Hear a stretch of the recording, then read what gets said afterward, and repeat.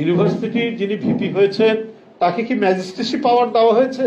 তিনি ইউনিভার্সিটির মধ্যে কোনটি অবৈধ দোকান না দোকান, অবৈধ দোকান থাকতে পারে, কিন্তু সেটা ফাইন করার অধিকার কি ইয়ের আছে, ভিপির আছে, ডাকসুর ভিপির আছে?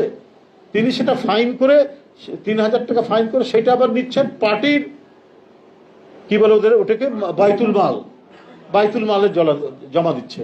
এইটা কোনো আইনগত ভিত্তি আছে? কোন ধরনের বিষয়? ইউনিভার্সিটির হলগুলোতে কি বলে যে খাট দিচ্ছে, লোহার খাট। তো ভাই এটা কি ইয়ের দায়িত্ব নাকি কোন রাজনৈতিক সংগঠন বা ডাকসুর দায়িত্ব? আপনি ছাত্রদের দাবি দেওয়া নিয়ে ভাইস চ্যান্সেলরের সাথে বার্গেনিং করবেন, আন্দোলন করবেন। এখানে কি বলে যে বাসস্থানের সমস্যা আছে, ছাত্রদের থাকার কোনো পর্যাপ্ত মানে ইয়ে নাই, খাট নাই, চৌকি নাই, এটার ব্যবস্থা ইয়ে করতে পারে কি না? এটা হচ্ছে পার্টির তরফ থেকে প্রশাসনকে কিছু লোহার খাট 100 না 150 দেওয়া হচ্ছে। এটা তো একটা অদ্ভুত ব্যাপার। এটা তো